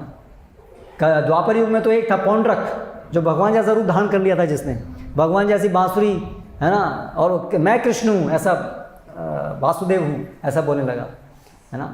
तो ये देख करके भगवान इस रूप में ऐसा स्पष्ट रूप से नहीं बताते हैं कि वो भगवान, छुप करके आते हैं, भक्त के रूप में आते हैं। तो चैतन्य महाप्रभु ने भी इसी प्रकार से वो अपने को हमेशा एक भक्त के रूप में प्रस्तुत किए। केवल उनके जो अंतरंग भक्त थे वो उनकी वास्तविकता को उनके सामने उन्होंने अपने रूप को स्पष्ट दिखाया, प्रस्तुत किया। अन्यथा सामान्य लोगों के बीच में उन्होंने हमेशा अपने को एक भक्त के रूप में रखा और कृष्ण भक्ति उन्होंने सिखाई। तो ये वर्णन भी श्रीमद् भागवतम के अंदर है। और फिर अन्य शास्त्रों से हम देखें, कृष्ण यामल तंत्र के अंदर बताया है, पुण्य क्षेत्रे नवद्वीपे भविष्यामि शची सुतः, कि मैं नवद्वीप के अंदर शची सुतः के रूप में आऊँगा। शची जो चैतन्य महाप्रभु की माता का जो नाम था वो शची देवी था। तो ये कृष्ण यामल तंत्र के अंदर ये वर्णन है। वायु पुराण के अंदर वर्णन है, कलौ संकीर्तनारंभे भविष्यामि शची सुतः। वायु पुराण में क्या बताया गया है? कलौ, कलयुग में संकीर्तन आरंभे, संकीर्तन आरंभ जब होगा तो भविष्यामि शची सुतः, मैं शची पुत्र के रूप में आऊँगा। फिर ब्रह्म यामल तंत्र में कहा गया है, अथवाहम धराधामे भूत्वा मद भक्त रूप धृक् मायायाम च भविष्यामि कलौ संकीर्तनागमे। तो मैं जो है संकीर्तन आरंभ करने के लिए इस प्रकार से कलयुग में प्रकट होऊंगा। तो सार ये है कि चैतन्य महाप्रभु को वही श्री कृष्ण हैं, ये तथ्य शास्त्र आधारित है। और जो उनकी क्रियाएं हैं, उन क्रियाओं को देख करके और उनके शरीर, उनके अन्य गुणों को देख करके हम ये समझ सकते हैं कि चैतन्य महाप्रभु स्वयं भगवान श्री कृष्ण हैं। जैसे भगवान श्री कृष्ण को भी हम कैसे समझते हैं, शास्त्रों के आधार पर और उनके विशेष शरीर के गुण और क्रियाओं के आधार पर हम समझते हैं। तो उसी प्रकार से हर अवतार को शास्त्रों के आधार पर, उनके गुणों के आधार पर, उनके क्रियाओं के आधार पर समझा जाना चाहिए।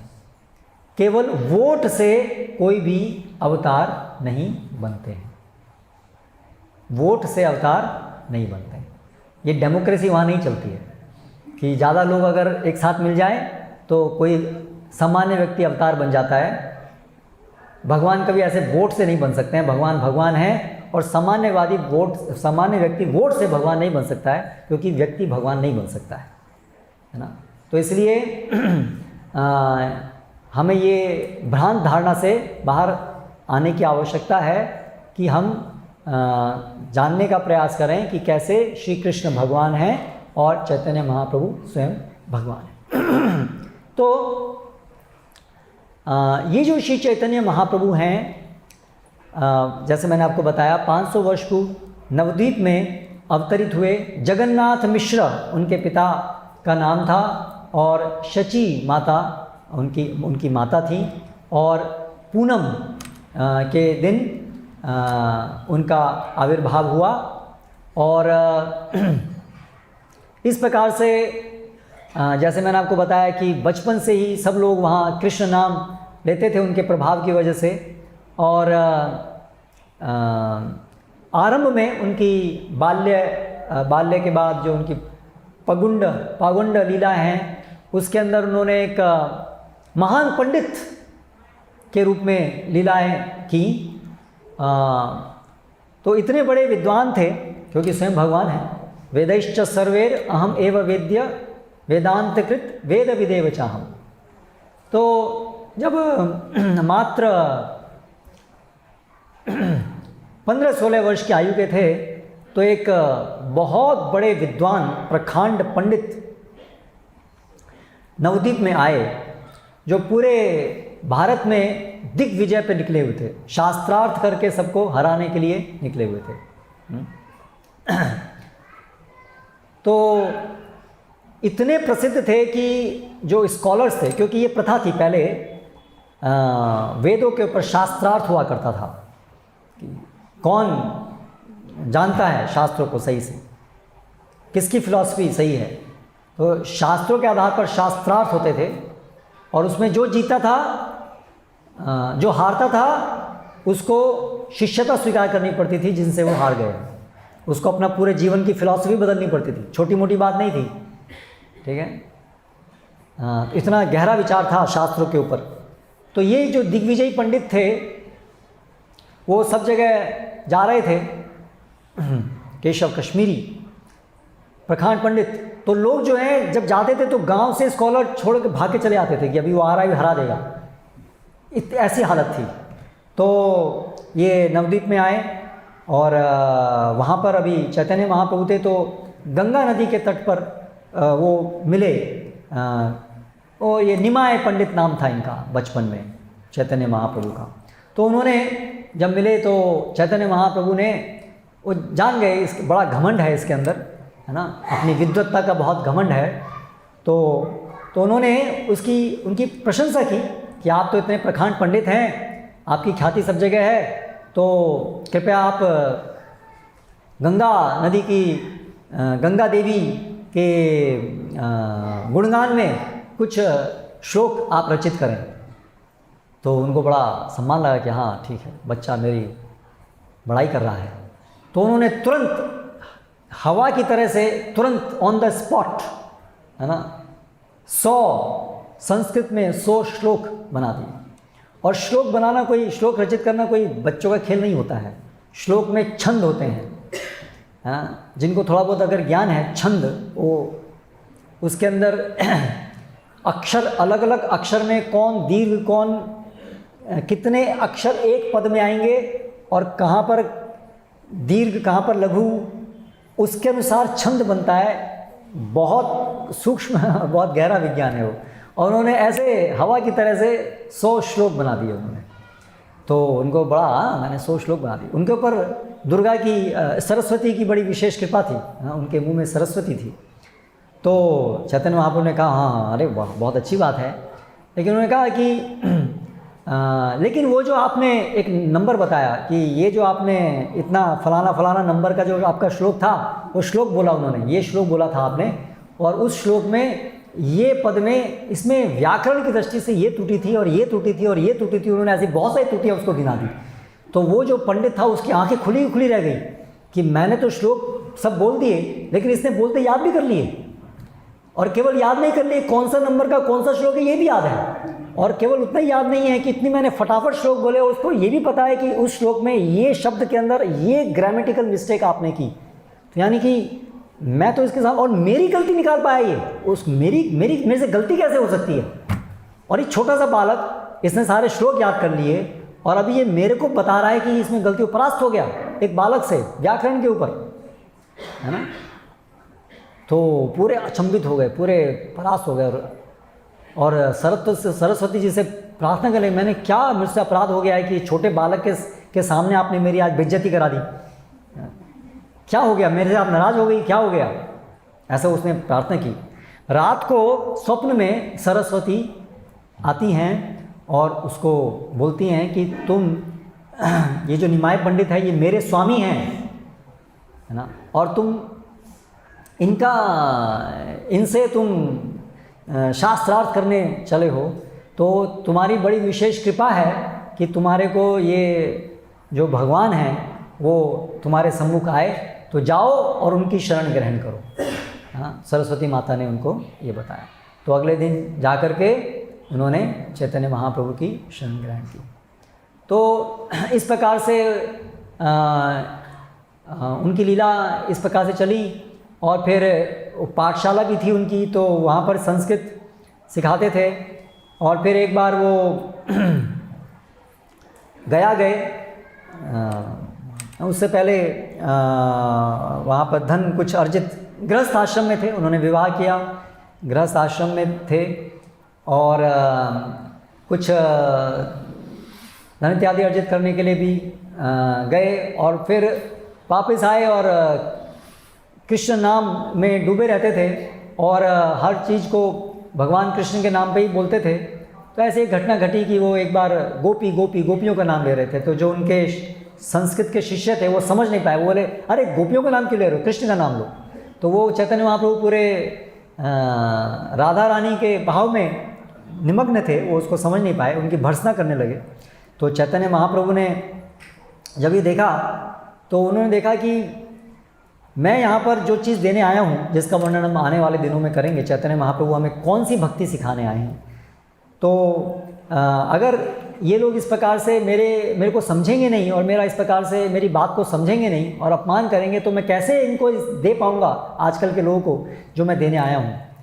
तो ऐसा विचार करके उन्होंने कि संन्यास लेने का विचार बनाया कि मैं गृहस्थ आश्रम से मुझे संन्यास लेना चाहिए, क्योंकि वैदिक संस्कृति में सन्यासी का सभी आदर करते हैं, क्योंकि वो सभी के गुरु माने जाते हैं, सभी आश्रमों के, सभी वर्णों के। तो ऐसा विचार करके उन्होंने सन्यास, एक कटवा जगह है बंगाल में, वहाँ पर उन्होंने जा कर के केशव भारती एक सन्यासी थे, उनसे सन्यास ग्रहण किया। तो वास्तव में जैसे भगवान श्री कृष्ण भी सांदीपनी मुनि से को अपना गुरु स्वीकार करते हैं, वास्तव में सबके गुरु हैं, तो उसी प्रकार से चैतन्य महाप्रभु संन्यास ग्रहण करते हैं, लेकिन वास्तव में उनको खुद आवश्यकता नहीं है वो ग्रहण, लेकिन सिखाने के लिए वो ये हमें ग्रहण करते हैं। और उसके पश्चात फिर इस प्रकार से अलग अलग जगह पूरा भ्रमण करते हैं और कृष्ण प्रेम सबको देने के लिए कृष्ण शिक्षण करते हैं और खुद अपने उदाहरण से कृष्ण भक्ति कैसे होती है वो सिखाते हैं। तो संन्यास लेने के बाद उन्होंने अपना मुख्य जो स्थान था वो जगन्नाथपुरी बनाया। जगन्नाथपुरी में पहले के जो संन्यास लेने के बाद पहले के जो 6 साल हैं वो उन्होंने भ्रमण करके प्रचार करने में लगाए। तो दक्षिण भारत में गए सबसे पहले। दक्षिण भारत में जहाँ जहाँ जाते थे और वहाँ गांव के गांव उनके साथ साथ पीछे हो लेते थे और सब कृष्ण प्रेम में विवल होते थे, नाचने गाने लगते थे, इतना उनका प्रभाव था। तो दक्षिण भारत में आंध्रा में गोदावरी नदी के तट पर आए, वहाँ से फिर सिंहाचलम एक जगह है वहाँ पर, और उसके बाद फिर तिरुपति बालाजी और नेल्लोर, और उसके बाद फिर श्रीरंगम पहुँचे। श्रीरंगम जो है वो श्री वैष्णव जो वैष्णव संप्रदाय है उनका हेडक्वार्टर्स है, अभी भी है। तो वहाँ पर वेंकट भट्ट एक महान एक भक्त थे, नारायण के भक्त, लक्ष्मी नारायण, क्योंकि श्री संप्रदाय में नारायण की पूजा होती है, लक्ष्मी नारायण की पूजा होती है। तो वहाँ पर 4 महीने चतुर्मास में वो वहाँ पर रुके, और वहाँ पर वेंकट भट्ट के साथ वार्तालाप में उन्होंने ये स्थापित किया कि कैसे नारायण जो है वो भी भगवान श्री कृष्ण के एक अवतार हैं, न कि सामान्य रूप से जो लोग सोचते हैं कि कृष्ण नारायण के अवतार हैं। ऐसा नहीं है, कि बल्कि वास्तविकता ये है कि नारायण कृष्ण के एक अवतार हैं। तो उन्होंने बताया कि आप देखो जो लक्ष्मी जी हैं वो तो शास्त्रों में वर्णित है कि लक्ष्मी जी एक बार तपस्या करती हैं कि उनको रास लीला में जाने की अनुमति प्रदान हो।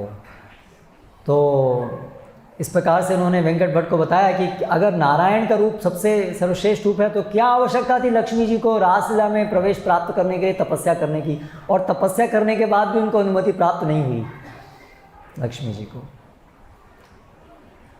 जबकि गोपियाँ वो तो उनको एक बार कृष्ण जो है नारायण का रूप ले खड़े हो जाते हैं चतुर्भुज लेकर के, क्योंकि तो लेकिन गोपियाँ जो हैं वो नारायण को नमस्कार करती हैं, बोली ठीक है आप करो नारायण जी, आप हमें कृष्ण के पास जाना। वो नारायण का रूप देख करके भी वो उनका जो आकर्षण है वो कृष्ण से ही बना रहता है।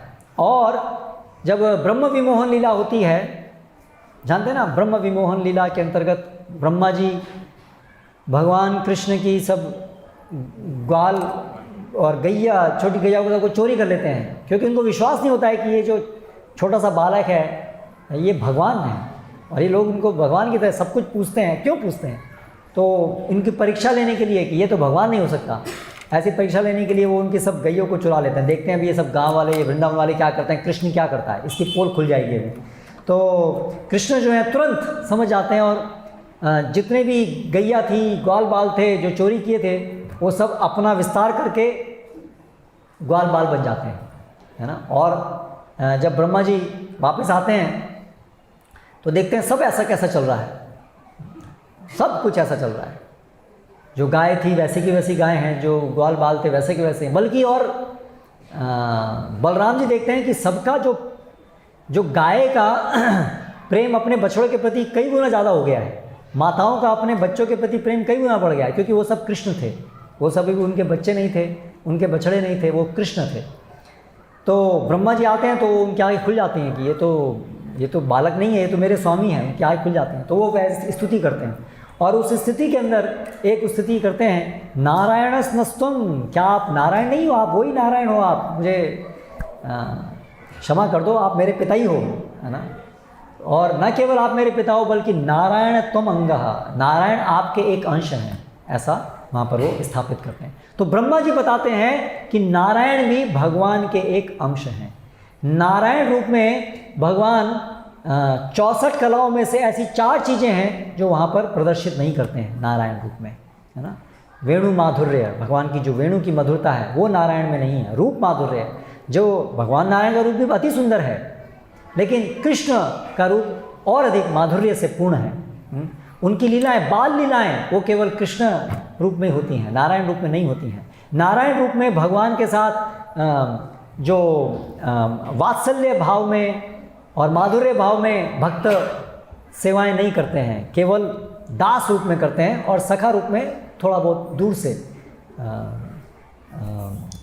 रेवरेंस, सम्मान के साथ वो करते हैं। लेकिन कृष्ण के साथ सारे के सारे रसों में भगवान की अनगिनत भक्त सेवा करते हैं।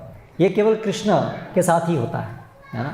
तो इस प्रकार से नारायण और सभी अवतारों के शिरोमणि हैं श्री कृष्ण, और वो सभी अवतारों जो श्री कृष्ण हैं अवतारी, वो ही श्री चैतन्य महाप्रभु हैं जो अभी एक भक्त के रूप में आए हैं और स्वतंत्र रूप से बड़ी आसानी से कृष्ण प्रेम देने आए हैं। तो उनकी क्या शिक्षाएं हैं, वो कैसे हमें कृष्ण प्रेम दे रहे हैं, क्या उनकी शिक्षाएं हैं, उसको हम आने वाले दिनों में एक एक करके सुनेंगे। यहाँ पर अभी हम विराम देते हैं आज की इस कथा को। अभी किसी का कोई प्रश्न है यदि इस संदर्भ में, तो प्रश्न कर सकते हैं। हरे कृष्ण।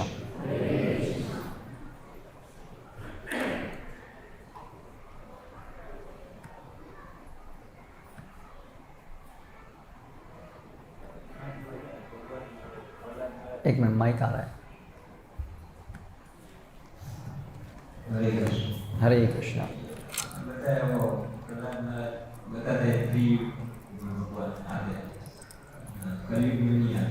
छिन्न छिन्न कलो, छुप करके आते हैं, इसलिए आपको त्रियुगी कहते हैं, क्योंकि बाहर से तो 3 युग में आते हैं ऐसे ही प्रतीत होता है।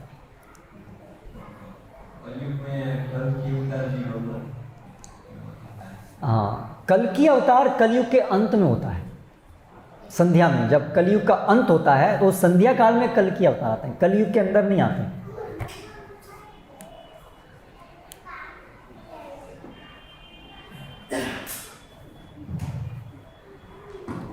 पीछे। हरे कृष्ण।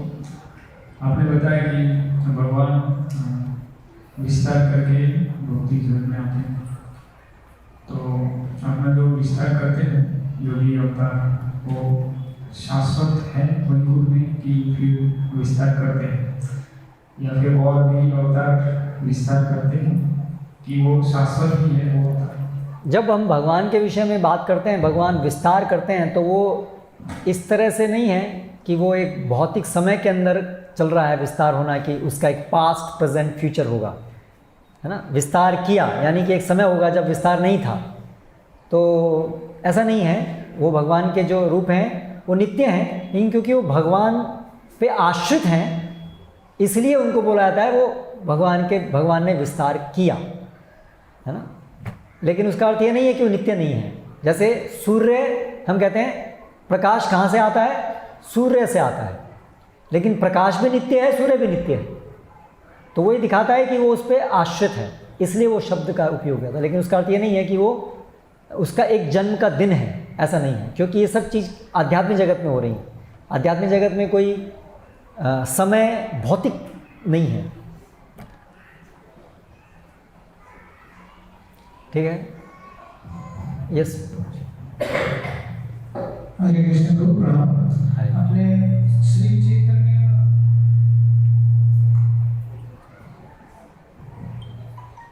चैतन्य महाप्रभु बोलते हैं, तो महाप्रभु ऐसा नाम किसे मिला? चैतन्य महाप्रभु उपाधि। यहाँ जो हमारा संप्रदाय है वो पुष्टि संप्रदाय में भी विठल जी को महाप्रभु बोलते हैं, तो मैं थोड़ा जिज्ञासा है जानने की महाप्रभु कैसे? यस।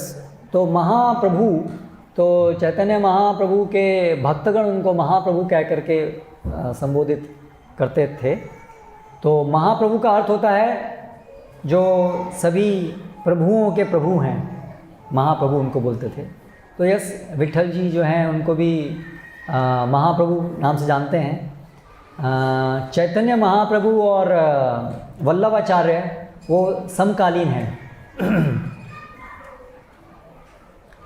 तो चैतन्य चैतन्य में वर्णन आता है कि प्रयाग के अंदर वल्लभाचार्य जी मिलने आते हैं चैतन्य महाप्रभु को, और उसके बाद भी आते हैं जगन्नाथपुरी में भी आते हैं।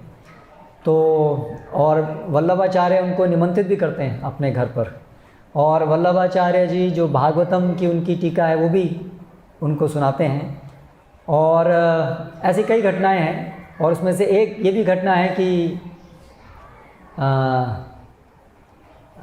वो कुछ ऐसी एक टीका करते हैं कि श्रीधर स्वामी जो हैं वो आदि कमेंटेटर हैं भागवतम के, तो उसमें कुछ ये सही नहीं है, ऐसा कुछ बोलते हैं। तो चैतन्य महाप्रभु को इंगित करते हैं कि जो वो हमारे सबके श्रीधर स्वामी जो हैं वो ओरिजिनल कमेंटेटर हैं, तो उसमें हम उनके अलग व्याख्या हम नहीं कर सकते हैं।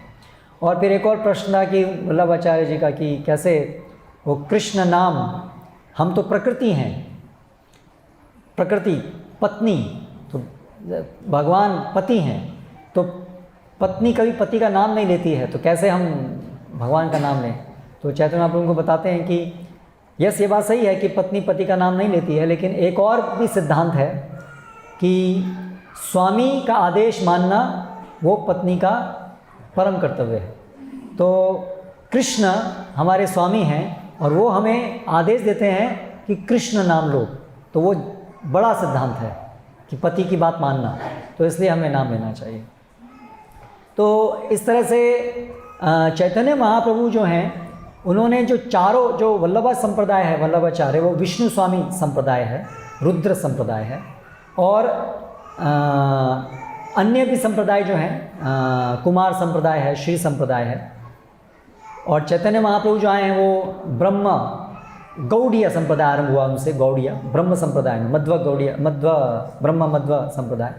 तो चैतन्य महाप्रभु ने इन सभी संप्रदायों को संकलित करके अचिंत्य भेद अभेद तत्व, जो इन सभी संप्रदायों की सारी चीज़ों को कंबाइंड और उसके भी आगे जो व्रज भक्ति है उसको उजागर किया, वो चैतन्य महाप्रभु ने किया। तो ये भी शास्त्रों में भविष्यवाणी है कि कलयुग में, उत्कल में सभी संप्रदायों को एक करके और वो धारा प्रवाह होगी। तो चैतन्य महाप्रभु ने सारे के सारे संप्रदायों को कलयुग के अंदर एक करके उनको, उनकी धारा को प्रवाहित किया है।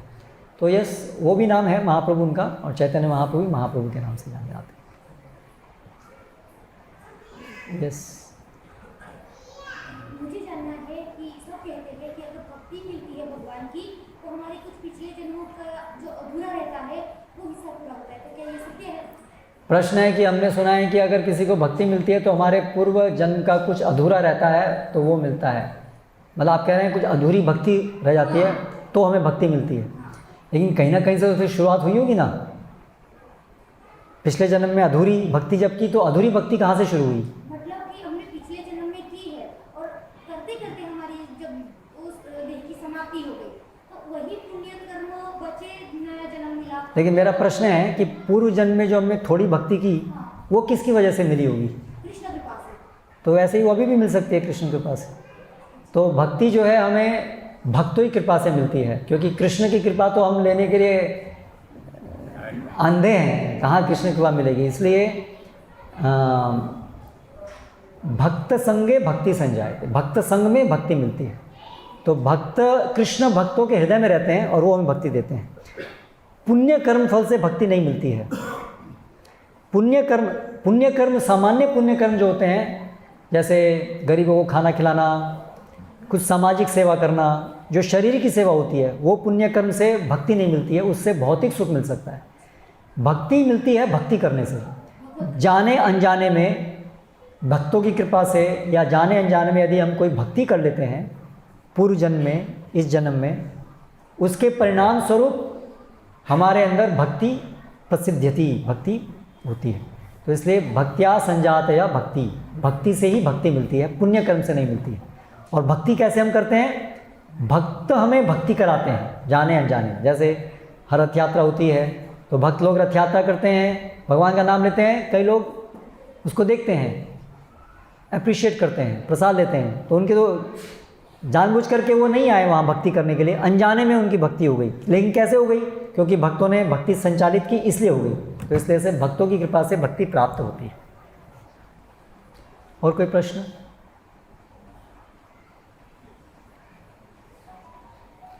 ठीक है, तो यहाँ समाप्त करते हैं। हरे कृष्ण। श्रील प्रभुपाद की जय।